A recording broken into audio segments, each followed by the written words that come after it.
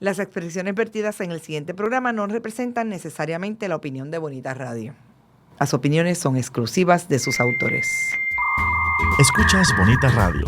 Síguenos en bonitaradio.net. Búscanos en Shoutcast. Descarga la aplicación XIIA Live para tu celular. Programa tu propia radio con podcast a través de iTunes e iVoox. En línea con tu mundo. Luces, cámara, acción. Bienvenidos a En Fila, el programa que te informa sobre el cine clásico, Local, internacional, independiente y comercial. Prepara el popcorn Y ponte en fila. Yo, yo, yo, buenas noches, ciberescuchas, estamos en fila, agarra el popcorn y ponte en fila. Hoy tenemos un show muy especial porque tenemos a invitados muy especiales. Uno es Jorge Palacios, mejor conocido como Beto, ¿verdad? Así mismo. Él es conocedor de cult films, películas, B-movies, exploitation, películas obscure que casi nadie conoce y bueno, cine en general, ¿verdad? Básicamente todo tipo de cine. Ok, pues amante del cine, igual que yo. Entonces también tenemos a Jhoni Jackson, organizadora de Club 77, Yeah. ¿verdad? Yeah. There's three of us. Three Amante others. de la música, periodista. Yeah. Y periodistas de música, ¿verdad? Yes, I write about music. Ok, y mi nombre es Antonio Asensio y vamos a estar hablando un poco sobre estas dos personas que están aquí y sobre lo que son cult films y sobre la actividad que ellos hacen, que se está llevando a cabo en Club 77, se llama Punxploitation, lo hemos mencionado en otros shows. Miércoles, no sé si es todos los miércoles o... It pretty much depends on the schedule at the club, but mostly it's just, it used to be one Wednesday on, one Wednesday off, but I think it's gonna start being more like Weekly? a Wednesday thing. Ok. Nítido. Pues depende del... Bueno, estén pendientes. Yo voy a estar anunciándolo. Yeah, and it's always on the club's Facebook page. Pues yeah. si le dan like a la página de Club 77 en Facebook, pues se van a enterar de la actividad. Entonces, antes de empezar, pues siempre queremos darle las gracias, ¿verdad? A Cine Urbano, que comparte el show con sus seguidores. Este mes, desafortunadamente, no van a presentar ninguna película, pero ya saben que la onda es que el cuarto sábado de cada mes en Ponce, en algún sitio público en Ponce, ellos presentan una película clásica o internacional. Y el mes que viene, en abril, la película va a ser The Fountainhead. Todavía no se sabe dónde, pero estén pendientes a eso y denle like a la página en Facebook. También, muchas gracias a CinePR por compartir el programa con sus seguidores. Muchísimas gracias, CinePR. Pueden visitar su site a www.cine-pr.com y pueden enterarse de noticias, pueden ver reseñas por los integrantes de CinePR y nuevamente Cine Urbano y CinePR van a estar uniendo fuerzas para llevar una actividad que se va a llevar a cabo en mayo. Más detalle adelante cuando esté finalizada. Eso es todo lo que puedo decir por ahora, pero va a estar bien brutal como la última vez. También envíennos sus preguntas por el inbox de nuestra página de En Fila. Vayan a Facebook, denle like a En Fila, denle share, envíennos cualquier pregunta que tengan a Gabriel, a Raiza, a mí o a nuestro invitado, a Roberto que está aquí. Hoy tenemos un live audience que puede ser también. Roberto, preséntate. Él estuvo con nosotros en el show de los Coen Brothers, así que bien cool tenerlo aquí. Y obviamente Luis, el técnico. ¿No te quieres presentar? Di algo, di hola a la gente. Hola. Muy bien. Bueno, without further ado, ¿algo más que no se me quede? No. Ok. Pues vamos a empezar. ¿Algo que quieran añadir a la introducción que le di de cada uno? Yeah, I write weird books. Right. Yeah, Eres he's an escritor. author. Yes. Y Jhoni, ¿algo más que quieras decir? Oh, no. We covered it. Yeah. Ok. think so. También vamos a estar cambiando el idioma. Vamos a estar hablando en Spanglish aquí porque el primer idioma de Jhoni Yeah. es inglés, Yeah. ¿verdad? Te criaste en Atlanta. Sí. Ok, Sí. pues voy a empezar contigo, Jorge. Háblame, ya que dijiste que eres escritor, háblame de eso. ¿Cómo, ¿dónde, qué has escrito? Para empezar he escrito 3 novelas completas publicadas. Una es Procreation of the Wicked, que es un full-length novela de horror. Otros son 2 novelas de horror, weirdo, bizarro, porn. Una se llama Lust for a Chupacabra. El título te lo dice todo. Y el otro es MC Lycan, que es sobre un werewolf, un rapero que es transformado en werewolf y, rapes and eats people.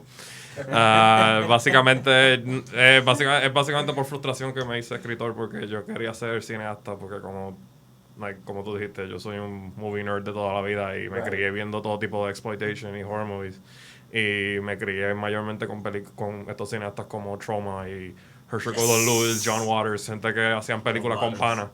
Y eso me inspiró Kevin Smith, que empezó así también. Y básicamente quería hacer ese tipo de películas, pero hacer películas en Puerto Rico de ese tipo es básicamente, si puedo decir una mala palabra, un pain in the ass. Y tener que depender de la gente es un pain in the ass. So, básicamente fue unas experiencias bien frustrantes y heartbreaking, donde decidí, hey, I write this shit. O sea, si puedo escribirlo como ficción, pues también soy un book nerd. ¿Por qué no hago un libro? Y no tengo que preocuparme sobre budgets, no tengo que preocuparme sobre actores y gente perdiéndose y cosas así. I can just write it y sin preocuparme de esas cosas. Y por ahora me ha salido mucho mejor profesionalmente y económicamente que con ser cine. Definitivamente, ¿verdad? Aquí voy a decir esto, ¿verdad? Los 3 somos escritores. Porque yo escribo también, me especialicé en guiones. Y lo que estás diciendo, Beto, o sea, me resuena a mí mucho y me puedo identificar, porque el papel lo aguanta todo, ¿verdad? Y hablando de papel, yo también escribo cómics. Okay. Y por ejemplo, eso que estás diciendo, que no hay que depender de gente, es más fácil. Ahí se pueden ver los límites del cine y los límites de por ejemplo, lo que es cómics, que los dos son visuales. Pero, por ejemplo, una explosión en un cómic es fácil. Tú coges un lápiz y dibujas y pintas una explosión. Una explosión en cine, pues te cuesta, necesitas pirotécnico y todo ese tipo de cosas. A menos que puedas pagarle a un CGI guy. También. Ahora con After Effects y eso, supongo que también es más fácil. But still, it's just easier Aún así hay que pagarle a alguien, ya. Ok. ¿Dónde se pueden conseguir estas novelas tuyas y esto? Bueno, todas están en Amazon. Si las buscas por título en Amazon, o me buscas a mí como escritor, Jorge Palacios, me puedes buscar en Authors Page. Además de esas novelas, tengo historias cortas que se han usado. Una en Suburban Secrets, que era una anthology de horror, y otra es una antología llamada Blood for You, que es basada en básicamente hacer historias basadas en Gigi Allen, donde no es sobre Gigi Allen, pero que involucran a Gigi Allen. Como que, por ejemplo, Gigi Allen contra un werewolf, Gigi Allen raptado por extraterrestres, cosas así. Gigi Allen fanfiction, básicamente, pero se los recomiendo si les gusta el horror, porque básicamente es un greatest hits de lo que es la escena moderna de literatura bizarro horror. Y mi momento más orgulloso es fallé porque no me acuerdo del título. Sorry, Alex Johnson, mi editor. Pero mi momento más orgulloso es que tengo una historia corta en una colección de vomit porn. So. ¿The vomit porn? Vomit porn. What? Es exactamente lo que dice. I love this already. Ok, entonces las antologías también se pueden encontrar por internet. Todo está en Amazon. Disculpe. ¿Todo está por? Amazon. Ok. Pues lo voy a chequear. No sabía de tus novelas. So, yo voy a aprender mucho aquí con ustedes también. Así que ahora las quiero leer. Me hubiese gustado leerlas antes del programa, pero pueden venir de nuevo. Los podemos traer de nuevo. Entonces, ok. Para la gente que no sepa, ¿quién es Gigi Allen? Ok. Gigi Allen era un rockero, era un nice Catholic boy que el hermano le dio LSD sin decirle, y aparentemente lo distorsionó completamente y lo transformó en este psychopath que era famoso porque se metía heroína en exceso y iba desnudo a tarima y se mutilaba, se daba con el micrófono en la cabeza, se cagaba encima, le tiraba la mierda a la gente y se ponía a pelear con la gente en la audiencia. Este fue el que de hecho, ok, yo sé quién es. Él es, si no me equivoco, él se iba a explotar esta es una persona verídica, ¿no? Sí, suena como alguien ficticio, pero sí, es una persona verídica. Él murió por una sobredosis. Sí. Ok, él tengo entendido que él iba a hacer un show donde él se iba a explotar. Creo que lo que él dijo fue que Ajá. él se iba a pegar un tiro a los 25 años en una tarima o algo He así. said it a lot, I think. He said it a lot, he never did it. Exacto, he never did it. No. Pero lo que a mí me habían dicho, obviamente tú sabes más, pero lo que a mí me habían dicho de él es que él se iba a explotar en una tarima con dinamita, una cosa así, pero que antes de hacerlo se echó un montón de heroína, o sea, murió de una sobredosis porque él dijo como que, olvídate, ahí es que yo voy a morir, voy a hacer toda la droga que me dé la gana, y murió de sobredosis. No, de verdad que no sé esta historia, Ok. pero I wouldn't be surprised. Pues, there you go. I haven't heard it, but I wouldn't be surprised either. If you want to know anything about Gigi Allen, there's this documentary from the guy who made a Road Trip. You remember that comedy movie? He made the movie called, I think it's called Gigi Allen. It's a documentary about Gigi Allen he made. Okay. And Hated. It's called Hated. It's Yeah, on I YouTube. think I saw that, It's on yeah. YouTube. Everything you need about Gigi Allen. I mean, he was friends with serial killers. His brother wears a Hitler mustache. I mean, just a charming guy.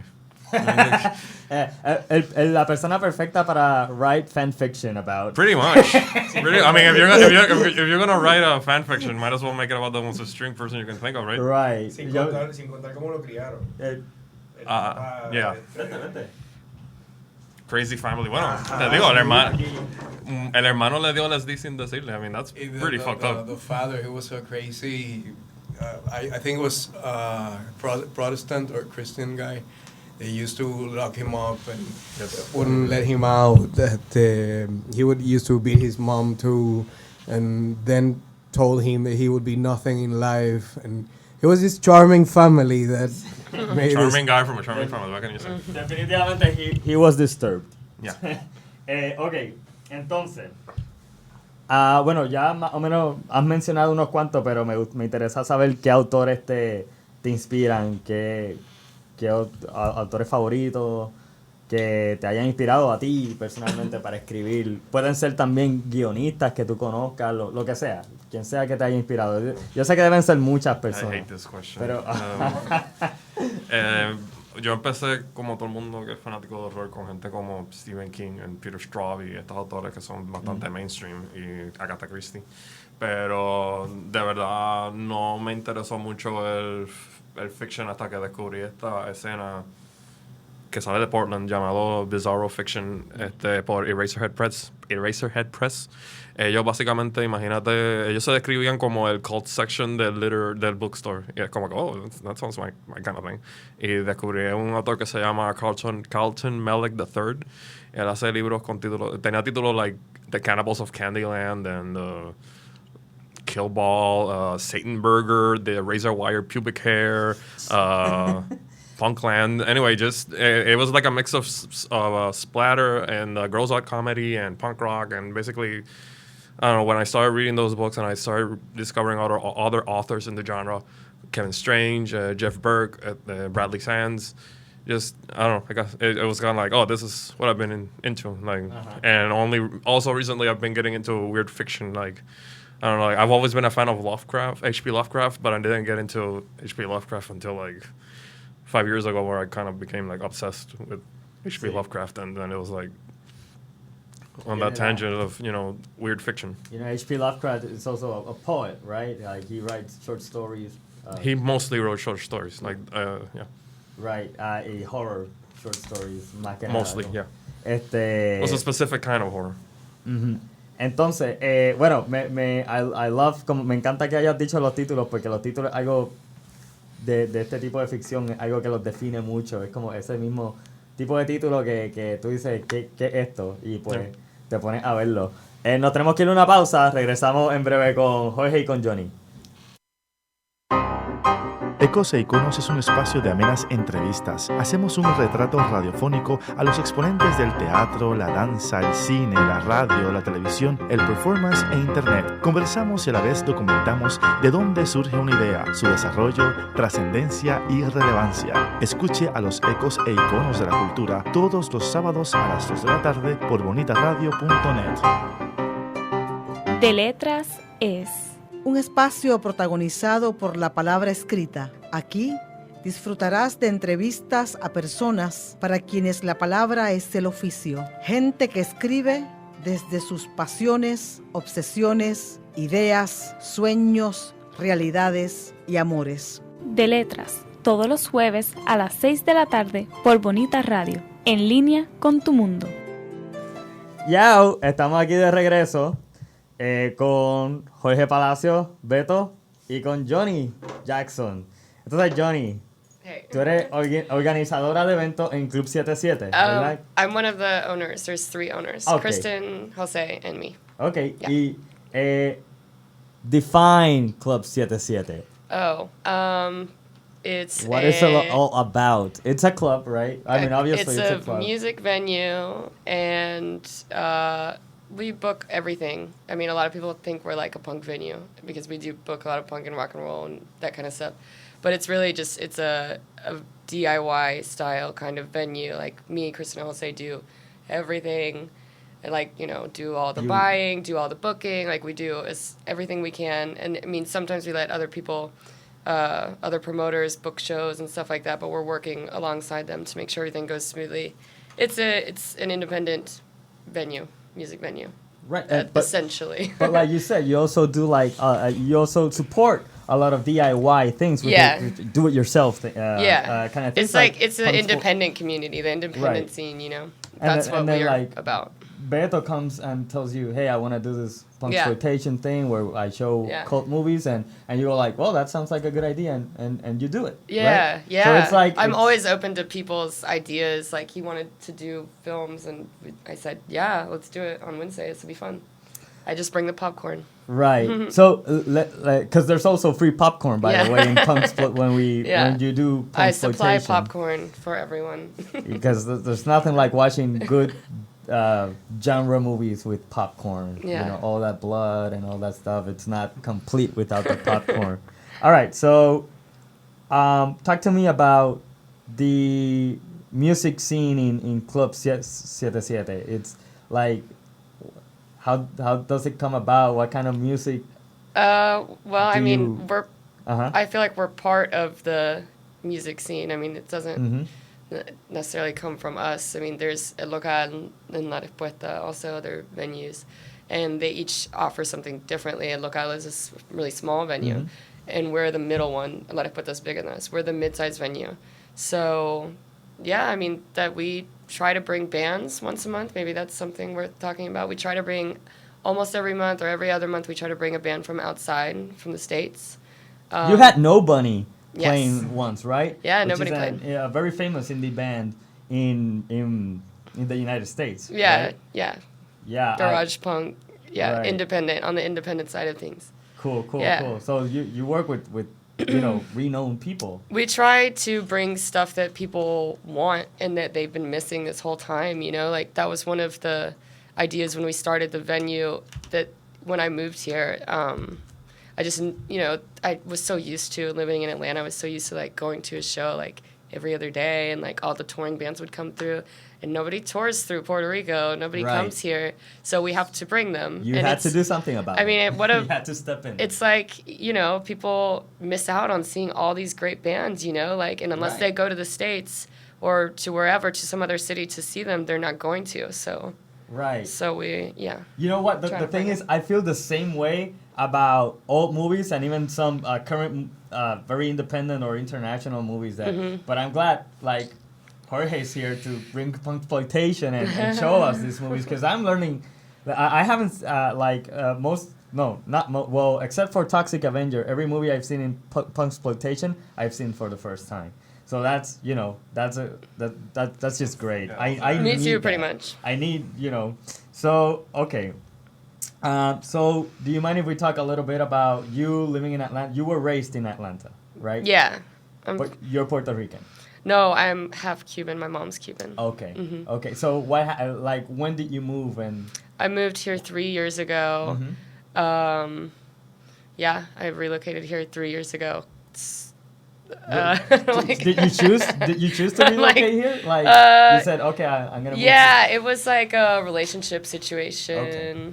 Yeah. No more. Yeah. But anyway, after that, I decided to stay because I was already in the process of opening the club. And at first, I was like, you know what? I'm gonna run home to Atlanta. Like, fuck this. But as soon as I calmed down, I was like, oh no, I'm gonna stay. I've already started working on this, and it's really important to me, So I stayed, and everything worked out wonderfully. Were you working as a journalist in Atlanta? Yeah, I was part-time as a journalist. I worked a full-time job, and really when I moved here is when I started getting bigger stories and like better paying jobs, and started to be able to like really generate income from it. Before it was maybe I didn't have enough time or I wasn't good enough yet or something, but I took a huge step towards, getting better jobs and stuff is when I moved here. And it started with a story for MTV Iggy about the Puerto Rico scene. Awesome. Talk to me more about that. You've worked for MTV, right? Mm-hmm. And you've worked for a lot of web magazines. Remezcla is one of my main things now. Yeah. Talk to me about those. Remezcla. You were talking about MTV. Yeah, right? MTV Iggy. That website is gone now. It was a section of MTV because they have like MTV Buzzworthy, MTV Hive, MTV, all these different sections, and Iggy was one of them. And it was a globally minded kind of website, so it was like bands from all around the world, artists from all around the world, and like really interested in covering scenes from around the world. So they wanted a Puerto Rico story. When I moved here, I was friends with the editor, and she was like, "You should write a story about the Puerto Rico music scene," and nice. Things just went from there. And then they closed last fall, so that's when I hooked up with Remezcla, and that's where I put all my Puerto Rico stuff now. Cool. Yeah. It's remezcla.com Yeah. or okay, Yeah. cool. And you were talking to me that they concentrated on. It's a Latin culture Right. website, yeah. So, I mean, Spanish language stuff from different parts of the world, English language too. Right. And what's the kind of music that you're most passionate about writing?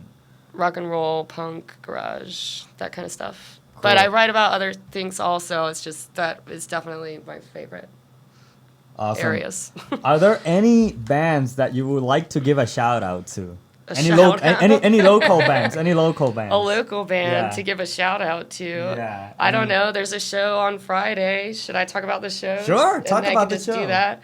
Ardillas are playing on Friday. Las Ardillas. Ardillas, Ultraje, and Desfase on Friday. And then on Saturday, it's Diente Perro with 2 hip-hop artists that we've never had before. And somebody else, Seaman, the Seaman, it's Surf Band. Okay. I think that's the lineup on Saturday. Yeah.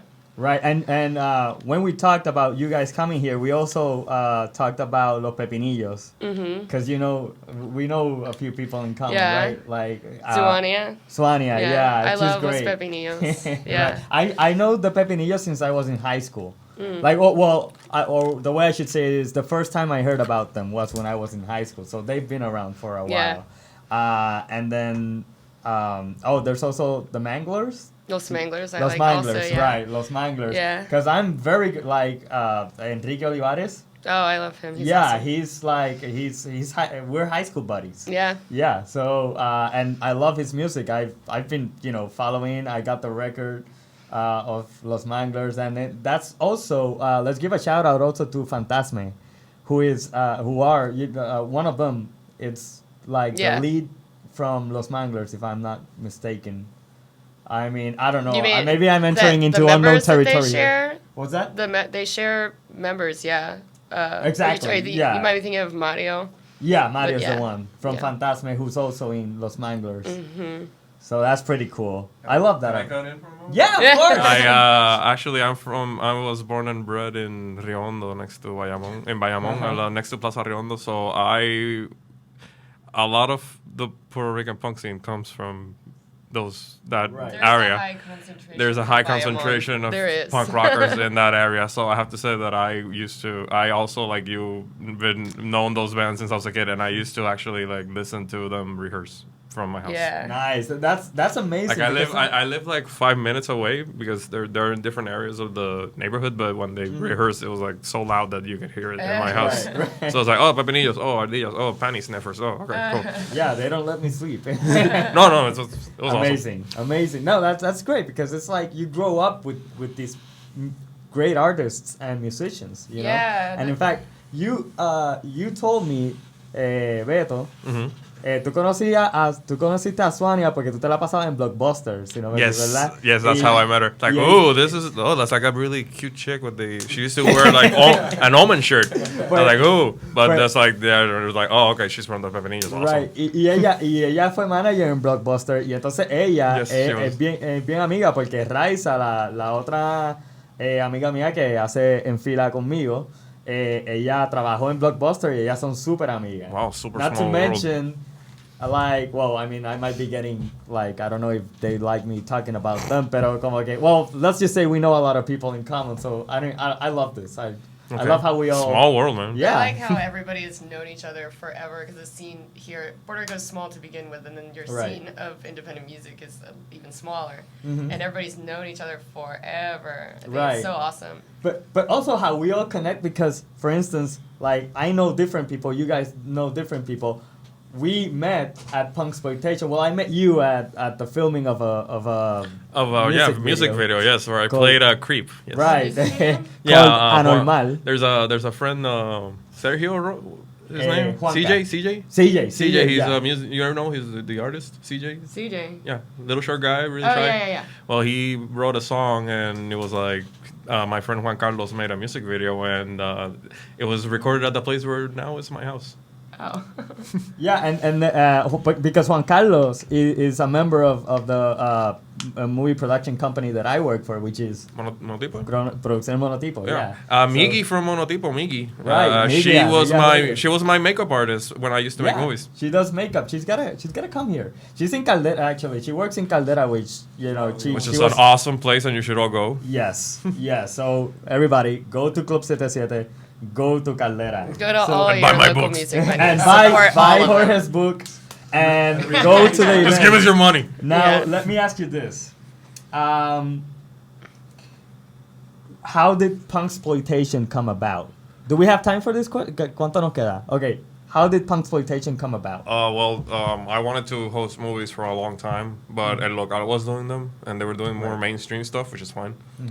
But there was this book that came out a couple of years ago. It's called Destroy All Movies, and the gimmick of this book is that it literally lists every movie that has punk rockers in it, whether it's horror movies or documentaries, or it's like maybe one action movie where there's this guy with pink hair in the background going like, oh, it's in the list. Anyway, like I thought it was like, wow, it would be really cool if they made something like that in Puerto Rico where they show these kinds of movies, because they don't. And did I meet you, Jhoni, on Facebook, or did I meet you face to face first? I don't know. I have no idea. I You don't remember. remember I've how you known you met? for a minute now. Okay, because I've been friends with Kevin for a long time, and I remember, maybe- I remember seeing you at the bazaar, like the punk bazaar Oh well, thing when at, I used to at make a Beer zine. Cave. I used to make a zine, and yeah. Yeah, I don't know. And then you started, when you sold it, Girls to Front, from then I think we started like talking more and stuff. Oh, okay. But we knew each other. I don't know. Well, anyway, I knew her, and I knew Kristen and Kevin, and it was one of those things where I just asked her flat out, like, "Hey, can I show movies? Because there's a lot of movies we could show, And we they got needed punk stuff for themed." Wednesdays. I mean, we need something going on, and I think that's like the perfect thing for Right. Wednesdays, because it's low key, it's chill, you know. Yeah. And I like the movies that you pick.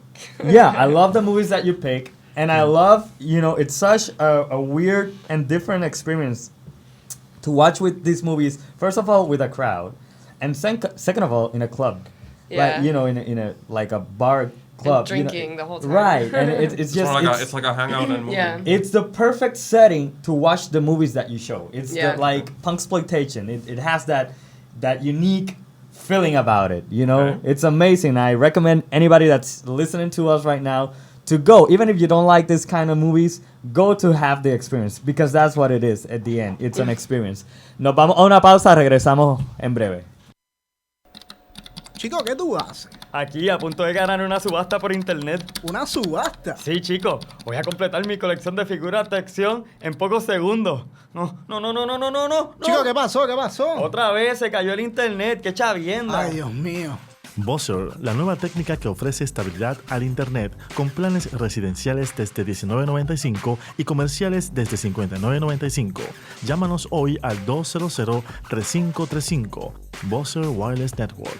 Dale estabilidad a tu Internet. Nunca fue tan divertido estar en Fila. El foro que propone la discusión sobre el séptimo arte tiene su espacio en la radio web. Estrenos, noticias, curiosidades y crítica al estilo único de En Fila. Miércoles a las 6 de la tarde, en el tapón, agarra el popcorn y ponte en fila. Bueno, regresamos a En Fila, ahorita. Es que estamos hablando algo aquí. Y estamos hablando sobre, ¿verdad? Lo que es Punxploitation, la actividad. Siempre se anuncia por Club 77, la página de Facebook, así que escúchenos por ahí. Entonces, yo te quería preguntar, Beto. ¿Tú puedes definir lo que es cult y lo que es, ¿verdad? Cult en definición de cult, I mean... Cult, exploitation, Sí, como que... en género de música, okay, I was going to talk about, Jim Jones y todo eso. It's basically similar to that. The idea is like, cult film is like an idea it's a movie that's not very known except for a bunch of people who really, really love that particular movie. It's kind of those, now it's kind of become like a marketing thing. Like a lot of people say, like, Yes. the Texas Chainsaw Massacre, for example, is a cult film. That's one of my favorite movies of all time, but I wouldn't say it's a cult film because it's so well known. Right. But say a movie like we showed, or The Toxic Avenger, like that's a very well known movie, even among the mainstream, because of, it even had like a cartoon series in the 80s. Right. But for example, like in the last Punxploitation movie we showed this rape revenge film called Savage Streets, where Linda Blair basically shoots rapists. And Right. Awesome. By the way, yeah. everybody liked that one. Yeah. Linda Blair is so awesome. Linda Blair is amazing. And that's the definition to me of a cult film, because that's a movie that I know, and I've only met a couple of people online who know about it. I've never met anyone from Puerto Rico who knows of that movie. I don't want to sound like a hipster, but sorry. The same thing with the other film, which, Joysticks, I can admit, is not a very good movie, but it's one of those movies that it's like it or hate it, it should be seen because it's so weird and it's such a capsule of the time it was made. It's actually like, by the way, because I remember after seeing it, you told me that you weren't crazy about it, and I told you I loved it. You loved it? I loved the Okay. shit out of it. Okay. Right? Because it's like this typical, like, it's the kind of movie that while watching it, I said, this could have easily been a classic. Like it could have easily, like, you never know what's the cuál es la receta, what's the recipe for a movie to be successful or not, or like, how is it gonna age? Joysticks is basically the perfect example of exploitation, even though a lot of people don't think about it because there's not a lot of sex in it. There's more nudity, but there's not a lot of sex on it. But it is exploitation in the sense that it's exploiting two trends at the time. One is the teen sex comedies that were at the time, which were like Porky's and Fast Times at Richmond High. And the other one is video games, which were all the craze, arcades, Right. and basically, like, it's all about, okay, these things are popular, let's make a movie that show these two popular things that make some money, and it didn't really make a lot of money, but it's an exploitation movie, so. That brings a really good point, because as you said, the hype, the media now uses the cult moniker as a way to sell a movie or make it more interesting. I think that it will be a good time to point out the characteristics that make out or encompass what is a cult film and an exploitation film for those who don't know, actually. What makes a movie that way. Not only that it wasn't well known at the beginning, but how it caught up to be that.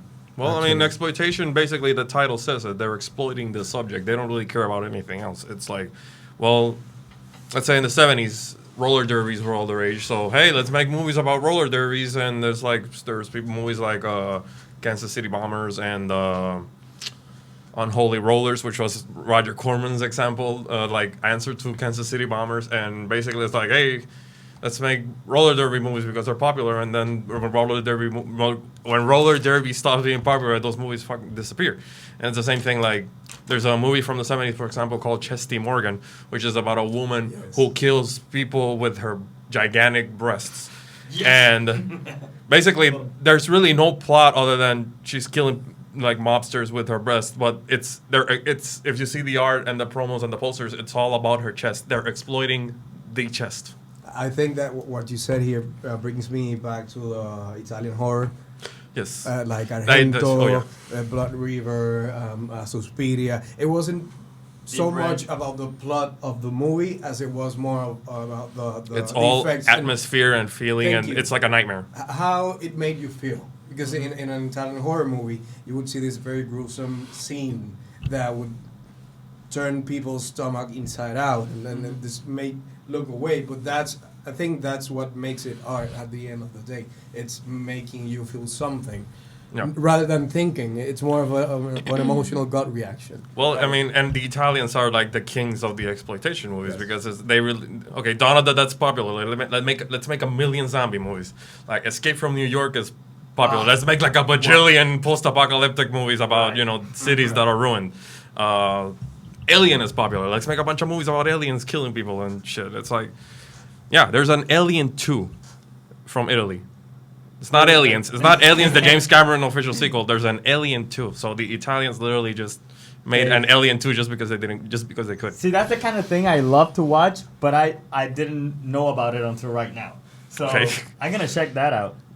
And Roberto mentioned Argento, right? And this Italian kind of movies. They in fact have their own their own genre called giallo, right? Giallo, yeah. Giallo. That's actually my kind of favorite Italian kind of horror movie. Like it's, I don't know. It's just if you could look at it's the equivalent of a jazz record made into a horror movie because it's again the plot. Who gives a shit about the plot? It's like all atmosphere, weird lounge music, beautiful women, drop dead gorgeous European women getting naked and getting killed, and the characteristic is the black gloved killer. Right, and completely gratuitously, right? Gratuitously, there's no reason for them to get naked. Well, there is a reason to get naked. It's because the movie dictates it. It's an exploitation movie. That's one of the characteristics of it. Right. So I want you both, right? Yo quiero que Beto me diga cómo empezaste en tu vida, ¿verdad? ¿Cómo fue que tú desarrollaste este amor por el cine? ¿Cómo fue desarrollándose? ¿Cómo lo descubriste? Y entonces quiero que Jhoni me conteste la misma pregunta, pero con la música. You go first. Of course. Basically, it started with me getting home from school and watching The Twilight Zone on TNT. They used to show Twilight Zone, then they used to show The Outer Limits, and that was like my first taste of dark stuff.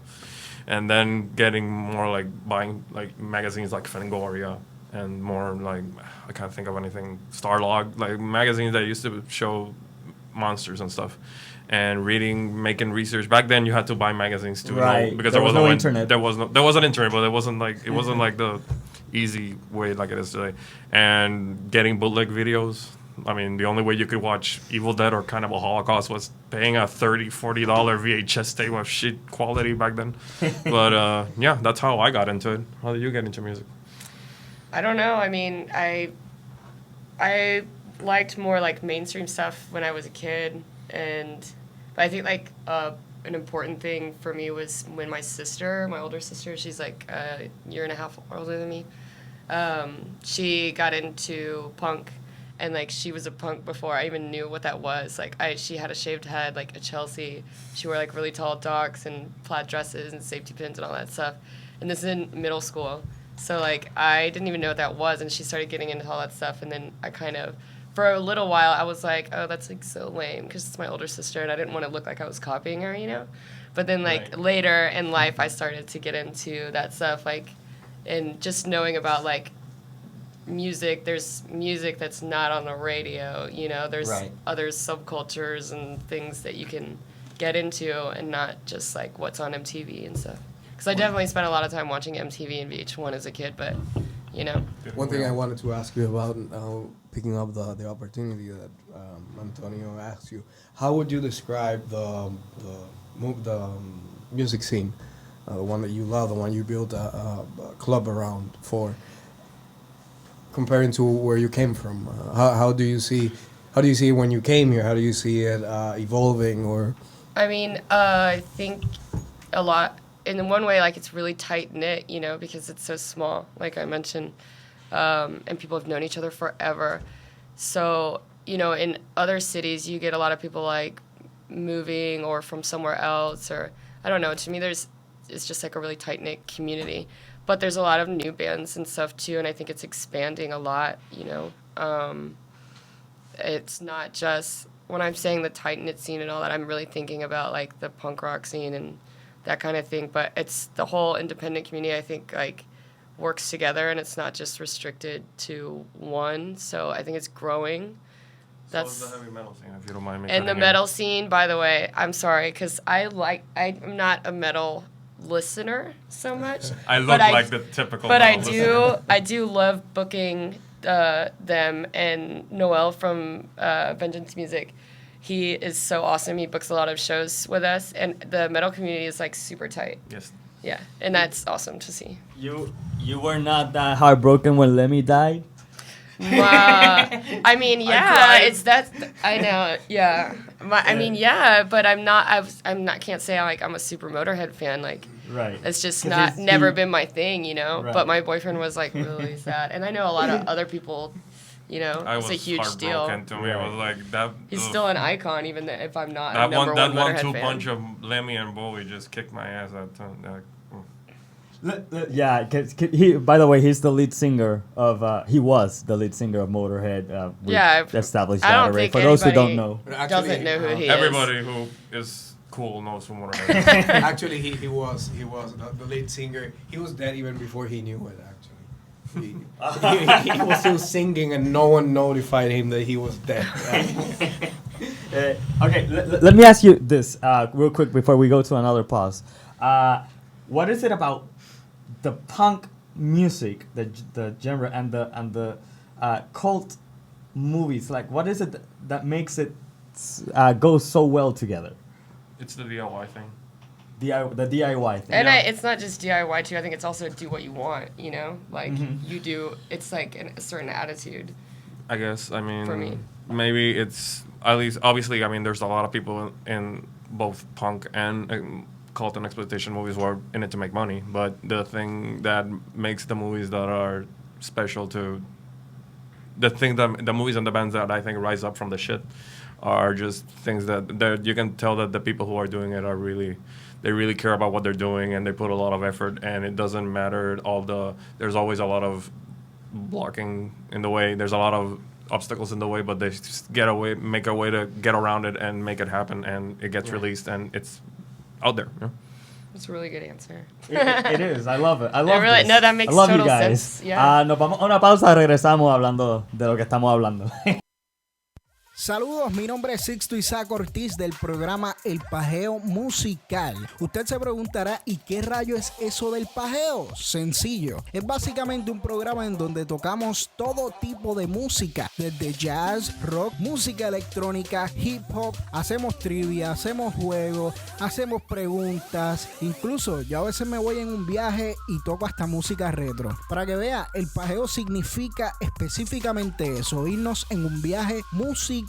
Así que si te parece bien la idea, puedes escuchar el programa todos los martes y jueves de 10 a 12 de la tarde, como también puedes escucharlo los martes de 7 a 9 de la noche. Así que si te gusta, no tienes excusa, puedes escucharnos a través de bonitaradio.net y la aplicación de TuneIn Radio desde tu celular. El drama radial vive en este espacio que estimula el pensamiento visual. Les ofrecemos memorables historias recreadas desde el sonido. Yo no la maté. Sí la mataste. Ella huía de ti, de tus celos, de tus miedos. Thus speaking, Fortunato possessed himself of my arm. El taimado Danglars presiente el peligro. Drama oral, miércoles y sábados a las 8 de la noche por Bonita Radio. Volvemos a En Fila con Jorge Palacios, Beto y con Jhoni Jackson, hablando de cult films y de la escena de música indie en Puerto Rico. Yo quería decir algo porque ustedes mencionaron Street Savages ahorita, ¿verdad? Que fue la que... Savage Streets. ¿Ves? Mira.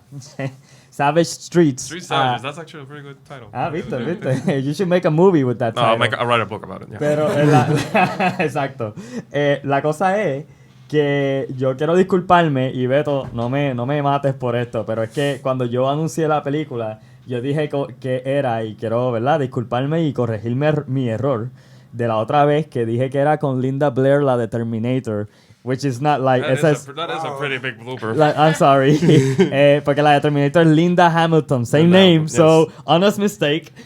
Linda Blair es The Exorcist. Yeah, she'll always be the girl from The Exorcist. Linda Blair es la Reagan nena McNeil. de The Exorcist y se vota en la película, de verdad. No, she's actually a really good actress, but it's like it happens to a lot of child actors. They hit the kids and they gotta work with what they got. Right. But I mean, in my opinion, Savage Streets gets a lot of flack, but I think it's a really good movie, and I think that she gives a pretty good performance. No,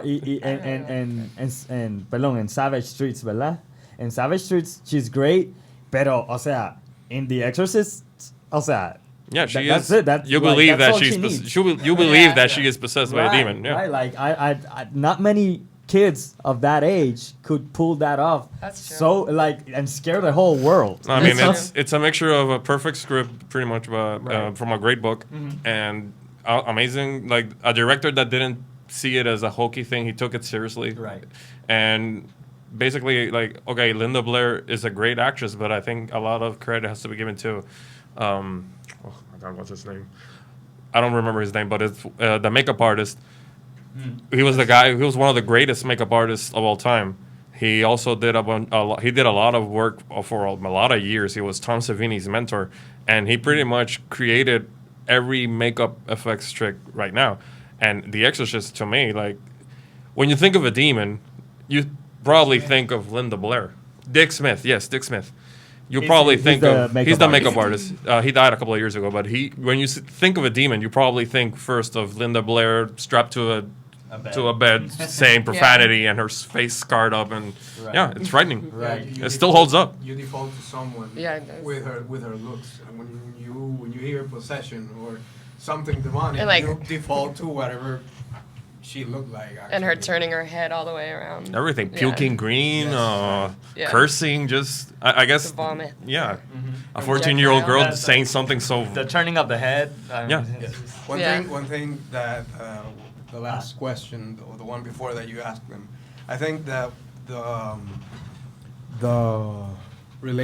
good relationship that punk music or the DIY scene with the exploitations and cult films, to me, it opens up a whole new cultural dialogue, actually, that few commercial or mainstream movies can do because of what he said.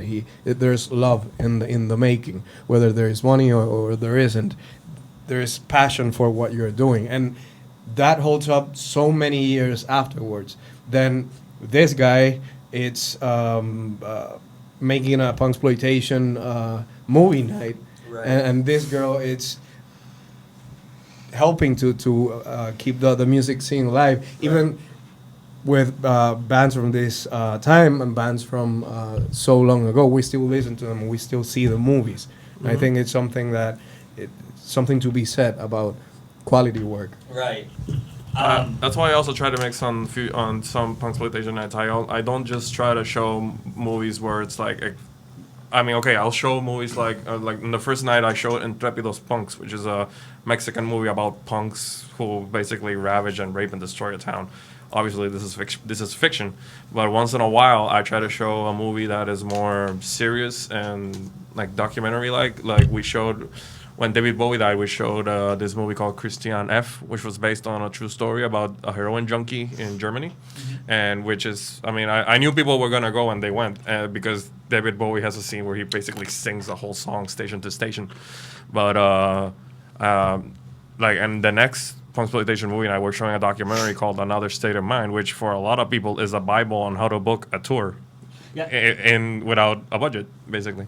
So yeah, talk about that. So the next Punxploitation, you're gonna show Another State of Mind. We're gonna show Another a State of Mind, which documentary. is a documentary about Youth Brigade and social distortion in the '80s going on tour, and it basically gives you, it's like a video guide of how to book up a tour without money, and you see them basically going through hell, having a bus breakdown in every state, and hanging out.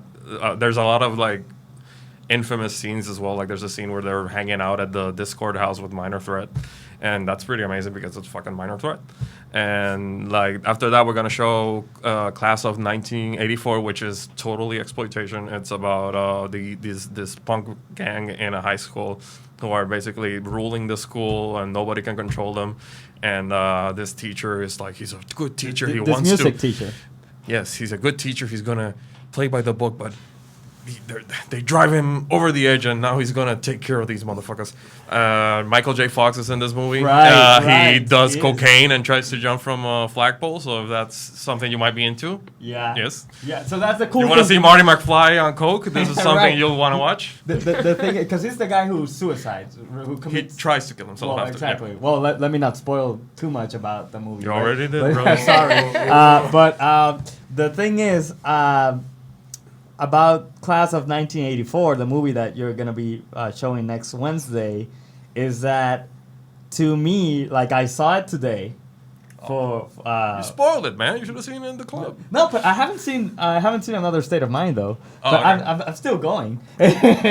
But the thing is, to me, the reason I love that movie, and like you said, I think this is one of the more serious one. I don't know how. Class of 1984. What's that? Yeah. You think it's a serious movie? Well, I think the what it deals with, it deals with bullies and It's a little exaggerated version. it is of it. no, it's very exaggerated, but The message is, I haven't seen it. don't trust there's- punks because punks are bad. There's actually a scene that was based on real life, which is what the director used as inspiration to write the film. And Oh, really? direct I it. didn't know that. What scene was that? It's the scene with where the teacher can't take it anymore. The other teacher, the Oh, biology yes, teacher. Roddy And McDowell. and he takes out a gun and he tells them like, you're gonna. That happened in real life? That happened in real life. Holy shit. And he took that and Made a and movie created around it. the movie about That's it. awesome. I didn't know that. Now, to me, Class of 1984, when I saw it, I said, this is Mad Max, but with a teacher. And the gang is like a rogue high school that And the you know, apocalypse hasn't happened yet. the apocalypse hasn't happened yet, but like it's like it also. I mean, it sort of turns into. I don't know if I'm spoiling too much. The movie's great. Go see it. But in Punxploitation next Wednesday. But it turns into a revenge movie, sort of. Pretty much, yeah. And that's the way I love. I love films that where the protagonist is just failing and failing and failing, even though he's trying to hold on, like you said, to his morals and his ethnic Ethics. his ethics. Yeah, not his ethnic, his ethics, and and yes, he just can't because they drive him nuts. And there's a beautiful there's a Well, scene you in the can movie. blame Mad Max for that, you know. No, I can't. No, I mean, you can blame Mad Max. It's kind of Okay. like the movie that. I mean, there were movies Right. before that with that kind of plot, but the one that was a big blockbuster and it made Mel It Gibson's was career Mad was Max, Mad Max, and which- it has that plot. I mean, Right, the first and- one is he's a cop. He's trying to be a good cop, but everything is yeah. just. And at the end, he goes insane because they kill his wife and kid. I'm telling you, I saw this movie and I said, "This is Mad Max, but with the teacher version." You know, Okay, school I can version. see that. And the thing is, Mad Max is one of those movies that you were talking earlier. Everybody like, loves. there's cult movies, but then there's movies that people say they're cult, but they're very known. Mad Max is such. And The Road Warrior, yeah, those movies are usually lumped as cult movies, but to me they're not because a lot of people know about them. You can I can think of a lot of movies like that. Right. Evil Dead, for example, I Evil think Dead, it's one of those yeah. movies. Like great movie, cult, but it's not really a cult movie. To me, like a cult movie is like It has to Blood be Feast, obscure. Faster like- Pussycat Kill Kill. Please give us examples so people can look these up. Well, you can Blood Feast, Faster Pussycat Kill Kill. You can think of Deadly Weapons. That's Some the of your big- favorites. Those are some of your favorites, right? Yeah. Oh my God, you put me on the spot. Well, here's the thing, though. there are so many of these movies, so many of these films. Oh yeah, we could do these Punxploitation nights like literally for years without repeating. And not only, well, I was gonna say that we could have a podcast just about these movies. Like we could take your book, and we'll have it weekly. You know, we could have a weekly podcast just talking about these movies because there's so many. Yes, I agree. I like to you mentioned earlier like there was a movie that you saw on a bad VHS bad quality copy, right? And to me, like watching VHS, which is like a novelty nowadays. Now, yeah. It's it's sort of like listening to video cassette and watching movies on film. It's sort of like listening to records. That's a pretty good analogy, I would say that. Only I think VHS tapes are way more durable than cassettes. Right. Cassettes. Okay. I'm indifferent. But with, I don't know, like VHS, the appeal of VHS is that you grew up with those, and it was there was a time where when there was no internet, you had to go to the store, you had to hunt for a movie, and a lot of the time it was just a gamble. You base yourself on the cover, especially with horror movies. I got to see a lot of movies just based on the cover, like the trauma movies. They used to be everywhere. Just it's nostalgia. It's the nostalgia that's that. Yeah, I mean, you see a lot of labels now are really just with the vinyls. They're releasing these overpriced VHS tapes for collectors, which is, and then if you go on eBay and you have a VHS for, like it happened with we talked about this, the Tales of the Quadet Zone, which is a shitty, awful horror movie, but it was talking very about Slaughter Tales. No. The Tales from the Quadet Zone. Okay. It was a VHS tape from the 80s, and it was an awful movie. But it was so rare that on eBay you can't find a copy under $1,000. Right. Nobody should see that movie. And the reason I mentioned because we saw a documentary, right? Yes. About VHS collectors. Adjust Your Tracking. Yes. Adjust Your Tracking. That's the name of the documentary. And the thing was that I'm gonna tell you who Beto is right now. Okay. So I used to live in New York. I lived in New York for 2 years, and then I went back last July, and I went to this comic book store called Forbidden Planet. Great store. Go to it. It has a huge variety of comic books, and I see. Well, we're talking about trauma films, and Lloyd Kaufman, who I mentioned before in the one of my heroes, because we I admire him a lot, and. The thing is that he makes The Toxic Avenger and a lot of great movies. We could have a show about him and have you guys back. I would fucking love that. And then, they were gonna show Class of Nukem High 4, and then I go to the guy on the register and I ask him, "Hey, when are you playing this?" And he said, "Oh, that was last week." And then we just started talking about trauma and just movies, and he was, you would get along with him just fine, because he started talking to me, and then he said, "Well, I'm a producer. I produced this documentary called Adjust Your Track, and it's about VHS collectors." And then he said, "Well, and I also produced this other film, which is about a 13-year-old kid." That was amazing. Who made it's almost, and then I bought them because I couldn't resist. I'm like that, I'm like, oh, I want to watch this now. So I'm the same way. I gave the guys $20, brought them home, saw them, and the Slaughter Tales one, which is the one about the 13-year-old kids just making practical effects and all that, that's almost like a home movie video, like it feels like that. And I'm like, and they're watching this, and I'm like, I'm probably the only person who have ever seen this movie and who knows about this movie. And then, and the last Punxploitation, we started talking about the movies, and after the movie ended, and I asked you about the VHS documentary, and I couldn't remember the titles, and you spit them at me like, yeah, it's Adjust Your Tracking and Slaughter Tales, and I'm like, what the fuck? You know about this? I do. If you do, then you know every movie in existence. Then I have no life. I know. No, you have a great life. Oh, thank you. I don't know what to tell you. He's an encyclopedia. Yeah. I'm just a nerd. I've been a hardcore collector of all my life, and it's, yeah. All right, guys. Anything else you want to say before we leave? Please go to Amazon, Jorge Palacios. I'm a writer. Buy my books if you like called horror, exploitation, horror stuff. Yeah. Jhoni? Find us on Facebook to see the events, and you can follow the Instagram from there and come hang out at the club. Excelente. Le quiero dar las gracias a Beto por venir, a Jhoni. Jackson, Jorge Palacios. Gracias a Roberto por estar aquí de nuevo con nosotros. Roberto Herrero. Y a Luis, el técnico. Nos vemos en la próxima en Fila. Escuchas Bonita Radio. Síguenos en las redes sociales. Facebook.com/Bonita Radio y participa del Thrift Chat y Creatividad Boricua 101. En Twitter, Bonita-Radio. En línea con tu mundo.